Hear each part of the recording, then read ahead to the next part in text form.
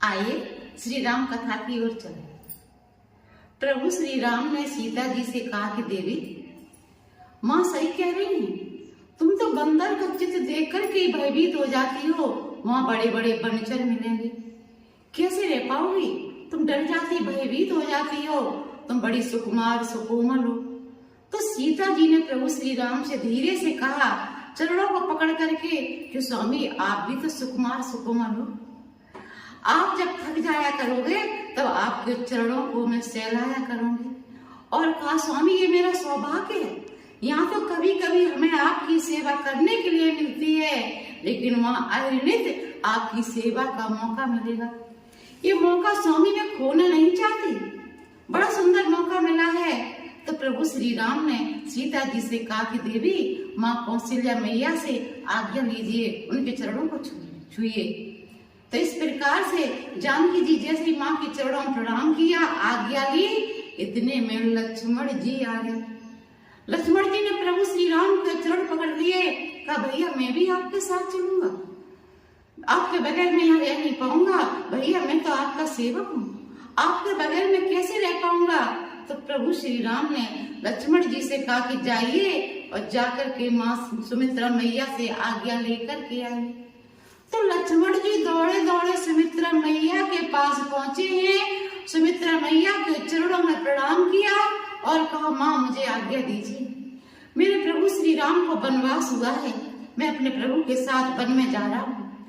सुमित्रा मैया ने कहा कि लक्ष्मण, ये तुम्हारे भाग्य से राम को वनवास मिला है, ये मौका हाथ से नहीं गवाना, जाइए लक्ष्मण जाइए। और पीछे से ये भी कहा सुमित्रा मैया ने कि जिस दिन जानकी जी का यहाँ विवाह होकर के आया था, उसी दिन हमने तुमसे कह दिया था कि आज से तेरी माँ जानकी और तेरे पिता राम। तो तेरे माता पिता तो वहीं थे, उनके चरणों में प्रणाम करके उनसे आज्ञा ले लेते, यहाँ आने की क्या आवश्यकता थी? फिर माँ ने पीछे से पूछा लक्ष्मण से कि राम को कैसे वनवास हुआ? तो लक्ष्मण जी ने बताया कि माँ कैकेयी माँ और पिताजी की आज्ञा है, मेरे प्रभु को 14 वर्ष का वनवास मिला। तो माँ ने कहा कि जाइए लक्ष्मण जाइए, कहीं देर न हो जाए, शीघ्र जाइए। लक्ष्मण जी दौड़े दौड़े प्रभु के पास आए। इधर देखिए, वयोवृद्ध ब्राह्मणियां कैकेयी महारानी को समझा रही हैं कि कैकेयी महारानी से कह रही है, एक बार विचार करिए, राम वन को जाएंगे तो जानकी रह पाएंगे? जानकी जी भी नहीं रह पाएंगे। और जानकी जी राम जब वन को जाएंगे तो लक्ष्मण रह पाएंगे? जब राम लक्ष्मण जानकी जी वन को जाएंगे तो तेरा पुत्र भरत राज्य कर पाएगा? और एक बार विचार करिए, राम के बगैर महाराज जीवित नहीं रह पाएंगे। तुमको अपयश लगेगा, अपनी बेटी का नाम कोई कैकेयी नहीं रखेगा। एक बार विचार करिए, और महाराज राम के बगैर जीवित नहीं रह पाएंगे, तुमको अपयश ही अपयश लगेगा। लेकिन कैकेयी महारानी मुंह खड़ी है।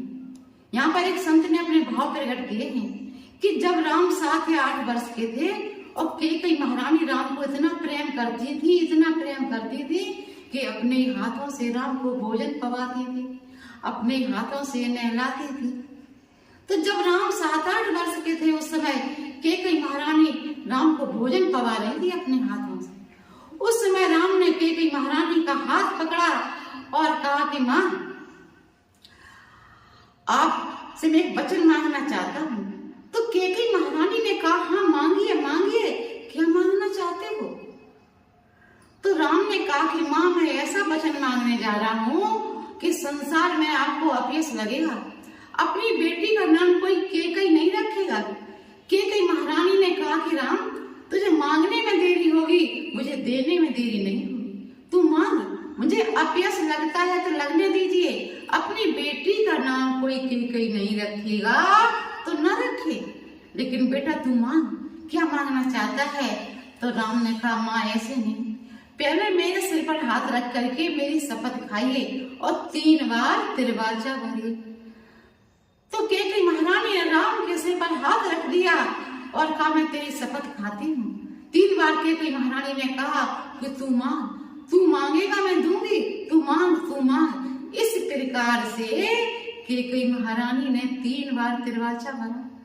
राम समझ गए, अब मैं जो मांगूंगा माँ मेरी मुकरेगी नहीं, ना नहीं करेंगे। राम ने कहा कि माँ, जब मैं बड़ा हो जाऊं, मेरा विवाह हो जाए, तो विवाह उपरांत मेरा राज अभिषेक न हो पाए, राज अभिषेक से पहले आप मेरे लिए 14 वर्ष का वनवास मांग लेना। कैकेयी माँ ने हाथ खींच लिया राम के सिर से। ये क्या मांग रहा है? राम ने कहा, माँ, आपके कारण मुझे संसार में यश यश मिलेगा, आपके कारण संत महात्माओं की चरण धूलि का मुझे प्राप्ति होगी, और आपके कारण संत महात्माओं के दर्शनों की मुझे प्राप्ति होगी, और आपके राम का पूरे संसार में यश फैलेगा। कैकेयी महारानी उदास हो गई और कहा, ठीक है बेटा, तू जैसा कहेगा वैसा ही होगा। तो आज वयोवृद्ध ब्राह्मणियां कैकेयी महारानी को समझा रही हैं, लेकिन कैकेयी महारानी मुंह खड़ी है। प्रभु श्री राम, जानकी जी, लक्ष्मण को भवन में प्रवेश किया तो कैकेयी महारानी बक्कल वस्त्र, तपसी वेश के वस्त्र लेकर के आई है राम के पास और लक्ष्मण के पास। काय राजसी वस्त्र आभूषण को उतार करके रख दीजिए और बक्कल वस्त्र, तपसी वेश के वस्त्र धारण कर लीजिए।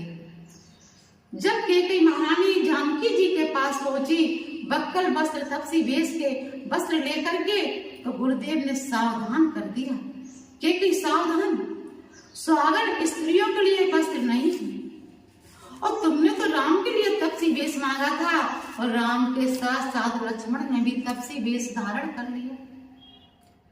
तो कैकेयी महारानी सावधान हो गई। दशरथ महाराज ने कहा कि नहीं राम, नहीं, इसकी बातों में ना ही, मेरी बात सुन बेटा। तो राम ने निकट बैठाया, दशरथ महाराज के निकट बैठे राम, और कहा, पिताजी, आप भी कहा करते थे, रघुकुल रीत सदा चली आई, और प्राण जाए पर वचन न जाए। पिताजी, आप भी तो कहा करते थे कि मेरे रघुकुल की रीत है, प्राण चले जाएं, लेकिन अपने वचनों से मुख नहीं मोड़ता, और मेरे कारण पिताजी आपको नरक में जाना पड़े, मेरे कारण आपको अपयश मिले, ऐसा मैं होने नहीं दूंगा। मैं आपका बड़ा पुत्र हूँ, पुत्र का धर्म है पिता के वचनों की, माँ के वचनों के पालन करे, ये पुत्र का धर्म है। ऐसा कहकर के कैकेयी महारानी ने कहा, राम शीघ्र जाइए, नहीं कि देर ना हो जाए। तो राम जी, सीता जी और लक्ष्मण जी के साथ चल दिए, पूरी प्रजा राम के साथ चल दी कि राम के बगैर इस अवधपुरी में रहकर के मैं क्या करूंगा, राम तो मेरे प्राण हैं, राम के बगैर मैं नहीं रहूंगा। बालक वृद्धि पे आई गिरे, लगे लोग सब साथ, उत्तम सा तीर निवास किए, प्रथम दिवस रघुनाथ। प्रभु श्री राम पूरी प्रजा के साथ तमसा नदी के तट पर पहुंचे हैं। जैसे ही तमसा नदी के तट पर पहुंचे हैं, प्रभु श्री राम तमसा नदी की रेती में विश्राम कर रहे हैं पूरी प्रजा के साथ। लेकिन मन ही मन में प्रजा को देख रहे हैं, विचार कर रहे हैं कि मैंने अपनी प्रजा को पुत्रवत पाला है, मैं अपनी प्रजा को पुत्रवत स्नेह करता हूँ, मेरे कारण पूरी प्रजा दुखी हो, मन में भूखे प्यासे भी रहना पड़ेगा, तो मेरे कारण मेरी प्रजा दुखी हो। तो प्रभु श्री राम ने महामाया को प्रेरणा दी कि पूरी प्रजा को गहरी नींद में सुला दो। तो माया ने पूरी प्रजा को गहरी नींद में जैसे ही सुलाया, तो प्रभु श्री राम ने सुमंत जी से कहा कि सुमंत जी शीघ्र ही रथ को तैयार करिए, क्योंकि प्रजा जाग न पाए। और शीघ्र ही सुमंत जी ने रथ को तैयार किया, कहा इस प्रकार से रथ को ले चलिए कि रथ के कोई निशान ना रहे, नहीं रथ के निशान देख करके प्रजा वहीं पहुंच जाएगी, रोती बिलखती हुई, तो प्रजा जान न पाए। तो प्रभु श्री राम, राम लखन से जान चढ़, शंभु चरण सिर नाई, और सचिव चलायो तुरत रथ, इति खोज दुराई, इति खोज दुराई। सुमंत जी रथ को इस प्रकार से तीव्र गति से ले जा रहे हैं और खोजों को, निशानों को समाप्त करते हुए जा रहे हैं। आगे की राम कथा कल मैं आपको श्रवण कराऊंगी। तब तक के लिए जय सिया राम, जय सिया राम।